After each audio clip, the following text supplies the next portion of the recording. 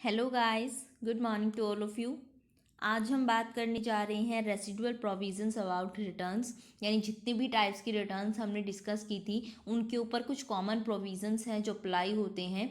अभी हम जो प्रोविजंस करने वाले हैं कुछ उनमें से ऐसे भी मिलेंगे जिनके बारे में हम इंडिविजुअल रिटर्न्स को डिस्कस करते हुए बात कर चुके हैं, और कुछ ऐसे भी होंगे जिनकी बात अब तक हमने नहीं की है। यानी दोनों टाइप के कुछ मिलेंगे, जो पहले कर चुके हैं वो रिवाइज हो जाएंगे और जो नहीं किए हैं वो हम डिस्कस कर लेंगे।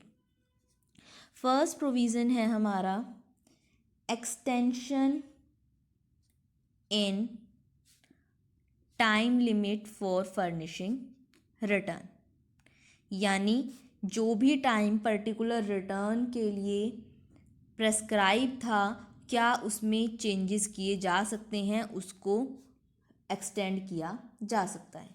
ये जो एक्सटेंशन है ये आपकी मेंशन है सेक्शन 39 के सब सेक्शन 3 में। सेक्शन 39 सब सेक्शन 6 क्या कहता है कि जो भी पर्टिकुलर टाइम किसी भी रिटर्न के लिए प्रेस्क्राइब किया गया था उसको एक्सटेंड कौन कर सकता है? आपका कमिश्नर अगर चाहे तो रीज़न को रिटर्न में रिकॉर्ड करके वो उस टाइम लिमिट को एक्सटेंड कर सकता है। इसके साथ साथ अगर क्या है स्टेट टैक्स या यूनियन टैक्स के अंदर जो है टाइम लिमिट कमिश्नर एक्सटेंड कर देता है तो वो जो एक्सटेंशन है वो क्या मानी जाएगी? सफिशेंट मानी जाएगी। यानी CGST एक्ट में आपको अलग से एक्सटेंशन लेने की ज़रूरत नहीं है। अगर आपको SGST या UTGST एक्ट के अंदर जो है स्टेट टैक्स या यूनियन टेरिटरी टैक्स के लिए एक्सटेंशन मिल जाती है तो वो एक्सटेंशन सफिशेंट होगी।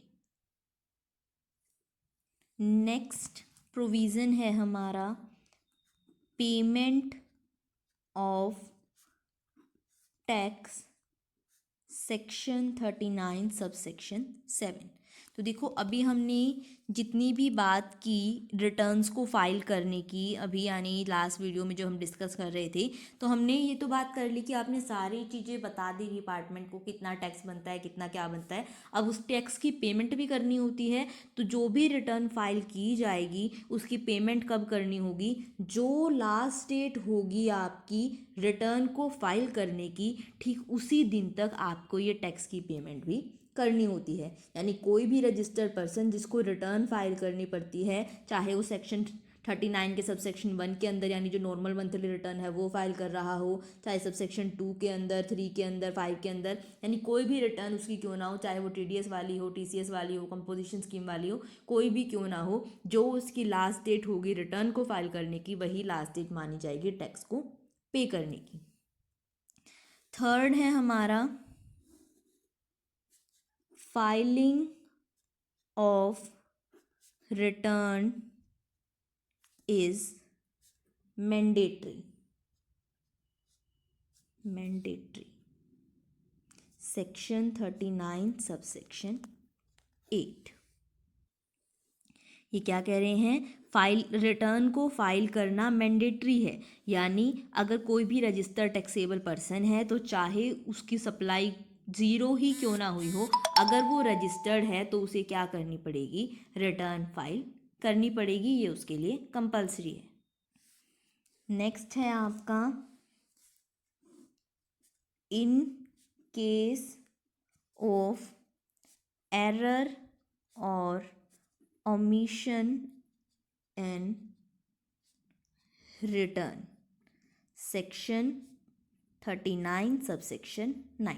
ये जैसे हमने पहले ही बात की थी कि अगर क्या है आपकी रिटर्न में कोई एरर हो जाती है, यानी कुछ गलती आप कर देते हो या कुछ भूल जाते हो लिखना, तो उस केस में क्या करना पड़ेगा? उस एरर को रेक्टिफाई करना पड़ेगा, या उसे या जो ओमिशन आप भूल गए हो उसको भी ठीक करना पड़ेगा। यानी कोई भी पर्सन जिसने क्या है कोई भी रिटर्न फाइल की है अंडर सबसेक्शन 39 सेक्शन 39 सबसेक्शन 1, 2, 4, 3, 4, 5 किसी के अंदर भी, तो उस पर्सन को अगर क्या है बाद में पता चलता है कि उसकी जो रिटर्न है उसमें कुछ एरर रह गई है या कुछ लिखना वो भूल गया है, तो जिस जिस टाइम उसे पता लगेगा उसी मंथ की रिटर्न को फाइल करते हुए उसे उस एरर को रेक्टिफाई करना पड़ेगा।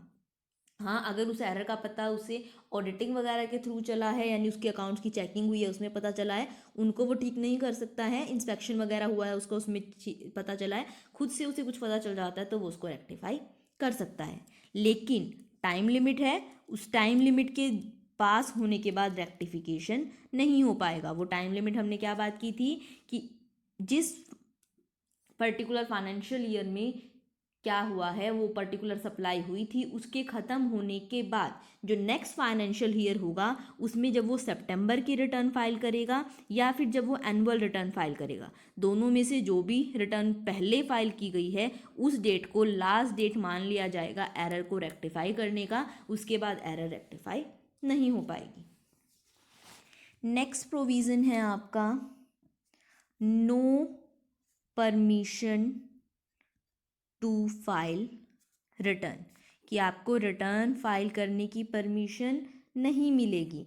देखो रिटर्न फाइल की परमिशन क्यों नहीं मिलेगी कि अगर क्या है आपने किसी पिछले टैक्स पीरियड की रिटर्न फाइल नहीं की है तो तब तक आपको आगे वाली रिटर्न फाइल करने की परमिशन नहीं होती। यानी आपने जब तक मान लो अगस्त की रिटर्न नहीं भरी है तब तक आप सितंबर की रिटर्न नहीं भर सकते, या अभी मान लो फैब चल रहा है आपने जनवरी की रिटर्न नहीं, दिसंबर की रिटर्न अब तक भरी नहीं है तो आप जनवरी की रिटर्न नहीं भर पाओगे। तो आपको क्या करना पड़ा है, तब तक फाइल रिटर्न करने की परमिशन नहीं होती जब तक आपकी पिछली रिटर्न्स फाइल्ड नहीं है। नेक्स्ट है आपका पैनल प्रोविज़न, यानी अगर जो रजिस्टर्ड पर्सन है वो फेल हो जाता है रिटर्न को फाइल करने में तो उसके ऊपर एक्शन तो लिया जाएगा कोई ना कोई, और जो वो एक्शन लिया जाता है उसे वो कहाँ प्रेस्क्राइब होगा, पैनल प्रोविज़न में। यानी पेनल्टी प्रोविज़न्स क्या है जब क्या है कोई भी फेल हो जाता है रिटर्न फाइल करने में। तो जब भी कोई रिटर्न फाइल करने में फेल होगा तो सबसे पहले उसे क्या दिया जाएगा, एक नोटिस दिया जाएगा किसे, रिटर्न डिफ़ॉल्टर को। यानी जिसने रिटर्न फाइल करने में डिफ़ॉल्ट किया है उसको एक नोटिस दिया जाएगा अंडर सेक्शन 46। यानी जो भी पर्सन, चाहे वो सेक्शन 39 के किसी भी सब सेक्शन के अंदर, या जो हमने 44 सेक्शन के अंदर बात की थी, या सेक्शन 45 यानी फाइनल रिटर्न, एनुअल रिटर्न, किसी की भी रिटर्न की बात की थी, अगर कोई भी पर्सन क्या है कोई भी रिटर्न फाइल करने में फेल हो जाता है तो सबसे पहले उसे नोटिस दिया जाएगा अंडर सेक्शन 46 कि वो क्या करे, विद इन 15 डेज, नोटिस जब उसे मिला है उसके 15 दिन के अंदर अंदर अपने रिटर्न को फाइल करे। अगर क्या है वो फिर भी रिटर्न नहीं फाइल करता है तो उसके ऊपर क्या हो जाएगी, लिवाई हो जाएगी, लेट फी। यानी अगर वो नोटिस सर्व होने के बाद भी रिटर्न फाइल नहीं करेगा तो उसे रिटर्न फाइल करने के लिए लेट फीस देनी पड़ेगी। और वो लेट फीस क्या होगी, अगर क्या है आप किसी भी सेक्शन के अंदर, चाहे वो सेक्शन 39 हो, 45 हो, सिर्फ एनुअल रिटर्न को छोड़ के आप किसी भी रिटर्न को टाइमली पे करने में, नोटिस सर्व होने के बाद भी फाइल करने में फेल हो गए हो तो आपके ऊपर जो पेनल्टी लगेगी, जो लेट फीस लगेगी वो होगी ₹100 ईच डे। यानी जितना लेट करोगे हर दिन के 100 रुपये आप पर चार्ज होंगे, जो कि मैक्सिमम एक्सटेंड कर सकते हैं ₹5000 तक। यानी 100 फॉर एवरी डे, जब तक आप क्या है अपने रिटर्न को लेट कर रहे हो जितने दिन, और मैक्सिमम 5000 आपके ऊपर पेनल्टी लग सकती है। अब बात रह गई एनुअल रिटर्न की, कि अगर क्या है आप एनुअल रिटर्न को फाइल करने में डिफ़ॉल्ट करते हो, नोटिस सर्व होने के बाद भी फाइल नहीं करते हो, तो उस केस में भी आपके ऊपर कितनी पेनल्टी होगी, स्टार्टिंग पेनल्टी तो वहाँ पर भी आपकी क्या है ₹100 ईच डे। पर वो एक्सटेंड कहाँ तक हो सकती है, जितनी आपकी उस पर्टिकुलर टाइम पीरियड से रिलेटेड टर्नओवर होगी। यानी जिस पर्टिकुलर स्टेट में आपने टैक्स पे नहीं किया है, उस पर्टिकुलर स्टेट से यूनियन टेरिटरी में आपकी टोटल एग्रीगेट टर्नओवर जितनी होगी उसके 0.25% तक आपकी जो लेट फ़ी है वो एक्सटेंड हो सकती है। जो आपकी लेट फीस थी यहाँ मेंशन थी 47 सेक्शन के, जब क्या है बाकी रिटर्न्स में वो ड्यू डेट तक फाइल नहीं करता है तो वो प्रेस्क्राइब थी सेक्शन 47 के सबसेक्शन 1 में, और एनुअल रिटर्न की लेट फी प्रेस्क्राइब थी सेक्शन 47 के सबसेक्शन 2 में। लास्ट प्रोविज़न है हमारा